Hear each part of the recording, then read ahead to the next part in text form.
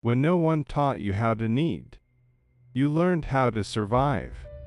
You learned to take care of yourself early, to ask for less, to expect nothing, to rely only on what you could control, not because you wanted to be strong, but because there was no one to turn to.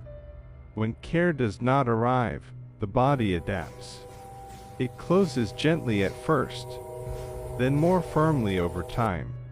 And when emotions are not met, they don't disappear. They go quiet. You learn, without realizing it, that needing can be dangerous. That asking might be too much. That showing what hurts could make someone step away. So you adjust. You become functional, responsible, capable. You learn how to manage everything on your own. You learn how to stay composed. You learn how to hold yourself together, even when something inside feels unfinished. But what is never named does not heal. It does not fade with time. It stays inside, waiting. And later, when you grow up, when you try to love, when someone gets close in a real way, that old learning begins to surface. Because you need. Everyone does. But you don't know how to need without feeling exposed. You want closeness, but you tell yourself you're asking too much. You want to be cared for, but you convince yourself it's not necessary. You wait, but you pretend you're not waiting. And slowly, almost invisibly, you find yourself in relationships where needing feels unsafe. Relationships where you measure your words, where asking for something simple feels like a burden, where feeling deeply seems like a mistake. Not because you love wrong, not because you are too sensitive, but because no one taught you. That needing is not weakness. That depending, even a little, does not mean losing yourself. When no one taught you how to need, you learned how to disappear emotionally without leaving the room. You learned how to be present without taking up space, how to care for others while ignoring yourself. And what once protected you now quietly hurts you because you keep loving from a place of restraint, from a place where closeness feels risky, from a place where the fear of not being met never fully goes away. This is not a failure of love. It is not a flaw in your character. It is an early wound, a quiet one, a wound that does not ask to be fixed, only to be seen. If you were never taught how to need, you probably learned very early how to watch yourself, to monitor what you felt, to measure what you expressed, to question whether your emotions were too much. You may have grown up hearing sentences that did not sound cruel, but quietly shaped you. You'll be fine. It's not a big deal. Be strong. Figure it out. Over time, those words did something subtle. They taught you that needing was inconvenient, that showing emotion was excessive, that relying on someone else was risky. So you adapted. You became competent, reliable, independent. You learned how to manage your life, your emotions, your responsibilities. You learned how to stay composed even when something inside felt heavy or unfinished. For a long time, this worked. It protected you from disappointment. It helped you avoid asking for what might not be given. It allowed you to keep going without waiting for anyone. But emotional learning does not disappear. It moves. It changes shape. And later, when you begin to connect with others, that early learning quietly returns. You may notice it in the way you enter relationships. You care deeply, but you hesitate to show it. You want closeness, but you downplay your need for it. You feel something strongly, but you soften it before it reaches your voice. You tell yourself you are being reasonable, that you are being mature, that you are being understanding, but often, you are simply repeating what you learned. That needing should be hidden. You may find yourself drawn to people who also struggle to stay present. People who offer affection inconsistently. People who are warm at times and distant at others. Not because you want that dynamic, but because it feels familiar. With them, you don't have to ask too much. You don't have to expose your vulnerability fully. You don't have to risk hearing no. Instead, you adapt.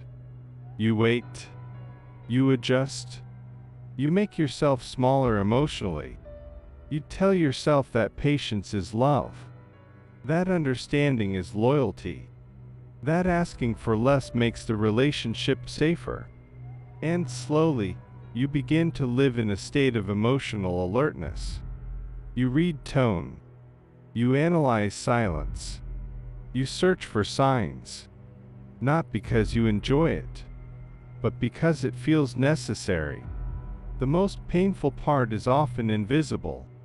From the outside, you look calm, stable, self-sufficient. But inside, something feels lonely. There is a particular kind of loneliness that comes from being emotionally present while feeling unsupported, from loving while holding back, from being with someone and still feeling alone. You may notice that you rarely ask directly for what you need. Instead, you hope the other person will notice. You wait for them to offer. You tell yourself that if they cared enough, they would know. And when they don't, you feel disappointed, but also guilty for feeling that way. You ask yourself whether you expected too much, whether you misunderstood, whether your needs are unreasonable. So you silence them again. You may recognize this pattern in how you stay in relationships longer than you should, in how you tolerate emotional absence, in how you explain away behavior that hurts you. You tell yourself that no one is perfect, that every relationship has limits, that this is just how love is. But deep down, something doesn't settle, because loving like this requires constant self-control, constant adjustment, constant emotional management, and it is exhausting. You may notice that you are often the one who listens more, understands more, compromises more, not because you are weak, but because you learn that connection depends on your ability to adapt. When someone pulls away, you don't immediately get angry. You get quiet. You look inward. You wonder what you did wrong. You try harder. You give more space. You ask less. And when the relationship eventually confirms what you feared, when the other person cannot meet you emotionally, you don't feel surprise. You feel empty. Because what you lose is not only the person. You lose the hope that this time would be different. The hope that someone would stay. That someone would see you. That someone would hold you without you having to earn it. And yet, even in that pain, something familiar remains. The sadness feels known. The disappointment feels recognizable. The emotional distance feels strangely consistent. This is not because you enjoy suffering. It is because your emotional system recognizes this landscape. When no one taught you how to need, you learned how to bond without depending. And that shapes not only who you choose, but how you stay. You may notice that calm, available relationships feel strange to you. Too quiet. Too predictable. You might mistake peace for lack of connection, stability for boredom.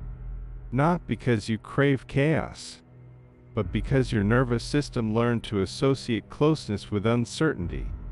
You learned that love required vigilance, that attachment required control, that safety was something you created alone.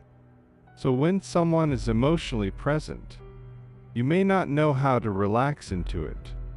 You may feel uneasy, suspicious, disconnected. But when someone is inconsistent, when they are partially unavailable, your system wakes up. You feel engaged, alert, needed. Not because it is healthy, but because it matches what you know. And this is where many people get confused. They believe they are choosing wrong partners, that they have bad luck, that love simply doesn't work for them. But often, what is happening is much quieter. They are repeating an emotional position learned early, loving without needing, holding back without realizing it, protecting themselves without noticing the cost. This pattern is not a personal failure. It is an adaptation, an intelligent one at the time. But adaptation does not always evolve on its own. And until it is recognized, it continues to shape your relationships from the background. When no one taught you how to need, repetition does not feel like a choice. It feels like gravity. You don't wake up one day deciding to repeat the same emotional story. You simply recognize it when it appears. There is something immediately familiar in certain people, not in what they say, but in how they are. A subtle distance, an emotional reserve, presence that never fully arrives. And without knowing why, your attention moves toward them. This familiarity does not come from comfort. It comes from recognition. Your emotional system recognizes a landscape it already knows how to navigate. You learned early how to connect without leaning too much, how to stay close without asking, how to love without needing openly. So when someone appears who requires very little from you, someone who does not invite dependency, someone who keeps a certain distance, your system relaxes, not because it feels good, but because it feels known. Repetition begins quietly. At first, the connection feels intense. There is curiosity. There is emotional charge. There is the feeling that something important is happening. But intensity is not depth, and urgency is not intimacy. What intensity often does is keep you alert. It keeps your attention focused. It keeps you invested. When the other person is slightly unavailable, your emotional system stays engaged. You wait. You interpret. You imagine. Not because you want to suffer, but because waiting feels active.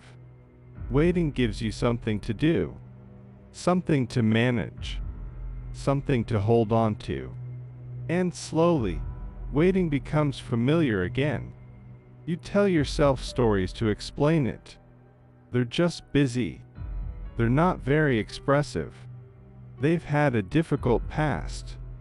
You empathize. You understand. You excuse. And you do this because understanding feels safer than needing. If you understand, you don't have to ask. If you empathize, you don't have to expose yourself. If you explain their distance, you don't have to confront your own longing. Repetition also lives in what you tolerate. You tolerate silence longer than you should. You tolerate ambiguity. You tolerate emotional absence. Not because you don't feel it, but because you learned that asking for presence could cost you the relationship. So you adapt again.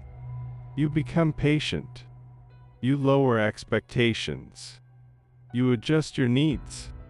And each adjustment feels reasonable in isolation. But together, they form a pattern. A pattern where you are always slightly ahead emotionally, always more invested, always more available. You may notice that you rarely ask directly for reassurance. Instead, you wait for it to be offered. You hope the other person will notice. You believe that if they truly cared, they would know. And when they don't, disappointment sets in quietly. But instead of expressing it, you turn it inward. You wonder if you expected too much, if you misunderstood, if your needs are excessive. So you repeat what you learned long ago. You silence yourself. Repetition is also visible in how relationships end. Often, they don't end with clarity. They fade. They dissolve. They slowly lose substance. And when that happens, you don't feel shocked. You feel a familiar ache, a sadness that feels old, a disappointment you recognize. Because even the ending follows a known script. You might tell yourself that you have bad luck in love, that you always meet the wrong people, that relationships never work out. But repetition is rarely about luck. It is about internal coherence. The unconscious does not search for happiness. It searches for consistency. It looks for situations that confirm what you already believe about closeness, care, and connection. If closeness once came with uncertainty, uncertain closeness will feel normal. If needing once felt dangerous, relationships where you don't have to need openly will feel safer, even if they hurt. This is why calm, emotionally available relationships may feel strange to you. They don't activate the same internal movement. They don't demand vigilance. They don't require waiting. And without waiting, you may feel disconnected. Not because the relationship lacks depth, but because your system is not used to resting in closeness. Repetition also appears in your internal dialogue. You often tell yourself to be patient, to be understanding, to not ask for too much. You pride yourself on being low maintenance, on being flexible, on not needing much. But beneath that pride, there is often exhaustion. Because loving from restraint requires constant self-monitoring. You watch what you say. You measure what you feel. You edit yourself. And editing yourself takes energy. Over time, this leads to emotional fatigue. You may feel tired of relationships, tired of hoping, tired of repeating the same disappointment. But even in that tiredness, repetition continues. Because the pattern is not conscious, it is embodied. It lives in your nervous system, in your expectations, in your automatic responses. You don't repeat because you want to suffer. You repeat because your system learned that this is how connection works. And every repetition carries a quiet hope. The hope that this time will be different. That this time someone will stay. That this time you won't have to adapt so much. But repetition does not change by wishing. It changes by awareness. As long as needing feels unsafe, you will continue to choose relationships where you don't have to need openly. And as long as you choose from that place, the pattern remains intact. Repetition is not a flaw. It is a message pointing to something that was never allowed to exist fully. And until that message is listened to, it will continue to speak. Through your choices, there comes a moment when repetition no longer feels confusing. It feels heavy, not dramatic, not explosive, just heavy. A quiet weight that settles in the background of your life. A sense that you have been here before. That you know how this story unfolds, even if the characters change. That moment is important. not because it brings answers, but because it brings awareness. Repetition is not a mistake. It is not a punishment. It is not evidence that something is wrong with you. Repetition is communication. It is how the unconscious speaks when something essential has never been given space. When no one taught you how to need, your emotional system organized itself around protection. Not consciously, not intentionally, but efficiently. You learned that depending on someone could lead to disappointment. That expressing need might result in absence. That waiting for care could end in silence. So your system adapted. It learned to minimize need, to control expectation, to stay functional rather than vulnerable. This adaptation was not weakness. It was intelligence. At a time when care was unreliable, your system chose survival over connection. It chose self-sufficiency over exposure. It chose control over uncertainty. And for a long time, this worked. It reduced pain. It avoided rejection. It allowed you to keep moving forward. But what protects us at one stage of life can limit us at another. Because love requires something that survival strategies avoid. Risk. To love is to allow the other to matter. To need is to accept that the other has power to affect you. To attach is to expose yourself to uncertainty. And if uncertainty once meant danger, the unconscious does everything it can to avoid it. This is why repetition emerges. The unconscious does not search for happiness. It searches for coherence. It looks for situations that match what it already knows how to manage. If closeness once came with disappointment, distance feels safer. If need once went unanswered, self-containment feels protective. So the unconscious selects relationships that allow these strategies to remain intact. Relationships where the other is emotionally limited, where availability is inconsistent, where you do not have to fully risk needing. Not because you want less, but because your system does not yet believe more is safe. This creates an internal contradiction. On one side, there is a deep desire for closeness, for being seen, for being held emotionally without effort. On the other side, there is fear. Fear of asking, fear of exposure, fear of discovering that your needs are too much. This tension organizes your experience of desire. You may feel intensely drawn to people who are just out of reach, people who are warm but distant, people who offer connection but never fully arrive.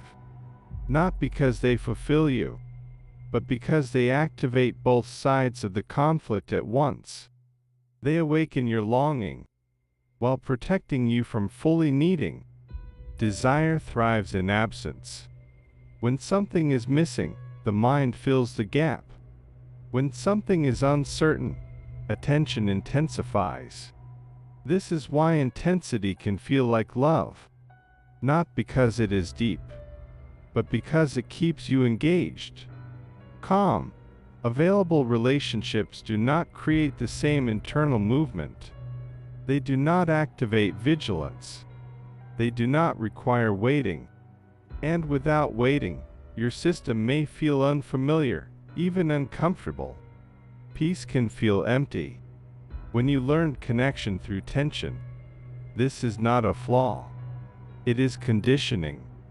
Your nervous system learned that closeness equals uncertainty, that attachment equals vigilance, that love requires effort.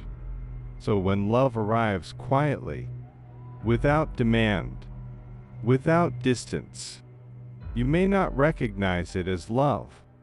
Instead, you may feel bored, disconnected, restless, and then repetition continues.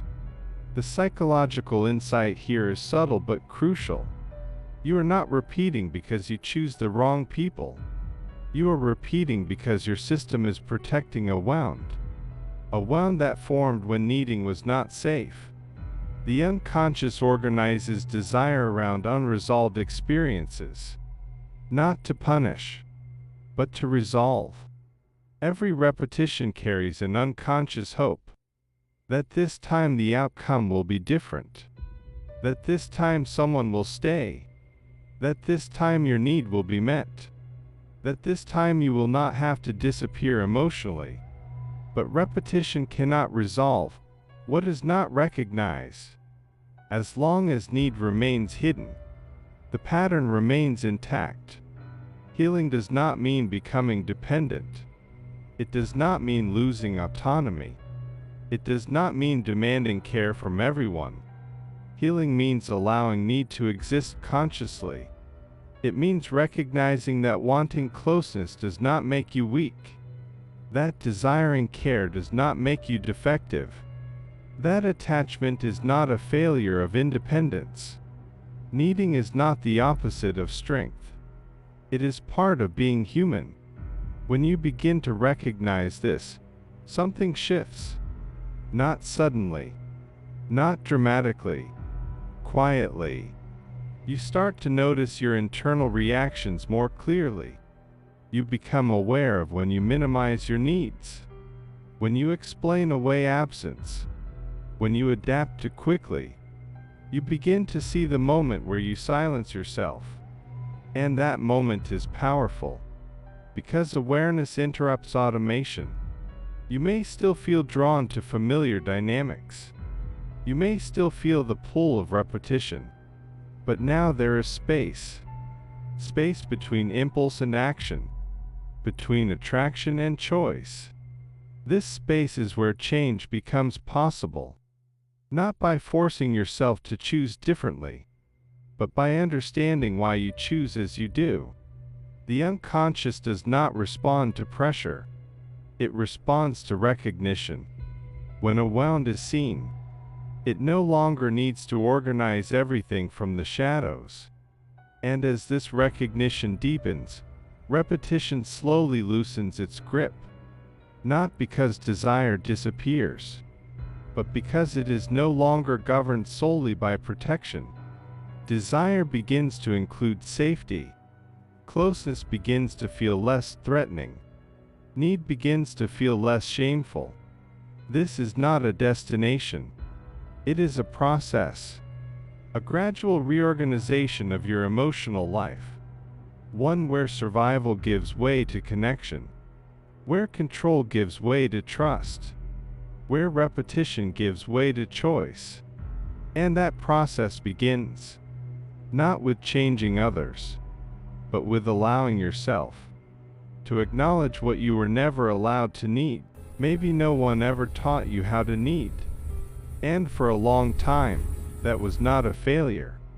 It was an adaptation, a way of staying intact when there was no one to lean on, a way of continuing when waiting felt dangerous. You did not choose this consciously. Your system learned it quietly, carefully, doing the best it could with what was available. That matters, because when we talk about healing, we are not talking about undoing who you are. We are talking about understanding why you became this way. What once protected you may now feel like a weight, not because it was wrong, but because you are no longer in the same place. There may be a tiredness you can't quite explain, a sense that holding everything alone is no longer sustainable. That tiredness is not weakness. It is a signal that something in you is ready for a different way of being. You may still feel unsure about needing. You may still hesitate to ask. You may still feel exposed when you imagine relying on someone else. And that is okay. Change does not begin with certainty. It begins with permission. Permission to notice what you feel without immediately correcting it. Permission to admit longing without turning it into shame, permission to recognize need, without rushing to hide it. Needing does not erase your independence. It does not undo your strength. It does not make you fragile in a negative way. It makes you human. For a long time, you survived by staying contained, by being self-sufficient, by not asking too much. And that survival deserves respect. But survival is not the same as connection. Connection requires presence. It requires risk. It requires allowing yourself to be affected by another person. This does not mean giving yourself away. It does not mean depending blindly. It does not mean losing your boundaries. It means letting yourself exist in relationship without disappearing. You do not need to force yourself into relationships that feel wrong. You do not need to make radical decisions. You do not need to promise yourself that everything will change. You only need to start noticing. Noticing the moment you minimize your needs. Noticing the moment you adapt too quickly. Noticing the moment you choose silence instead of expression. These moments are not mistakes. They are information. They show you where the old learning still operates. And with awareness, something softens. You may begin to feel less drawn to relationships that require constant waiting, less attracted to emotional distance, less invested in dynamics that keep you vigilant, not because you force yourself to change, but because your system slowly realizes it no longer needs that protection. This realization does not arrive dramatically.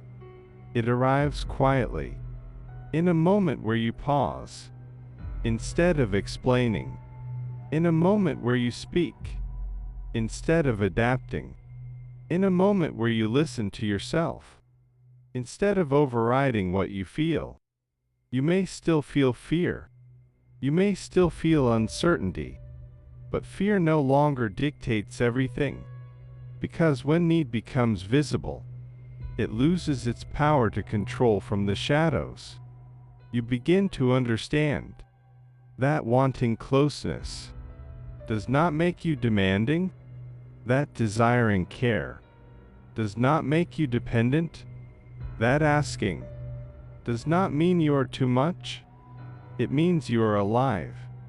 And slowly, the kind of love that once felt intense, but always hurt, begins to lose its pull, not because desire disappears, but because it reorganizes. It moves away from pain and toward presence.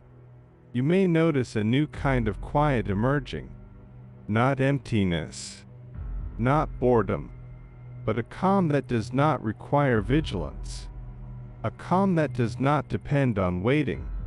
A calm that allows you to rest. This calm is unfamiliar at first. It may even feel uncomfortable. But it is real. And it grows as you allow yourself to exist more fully in your emotional life. Maybe no one taught you how to need. But now, you are no longer alone with that learning. Now, you can begin to listen instead of survive. Slowly, gently, without forcing, just allowing yourself to be human, where you once had to be strong.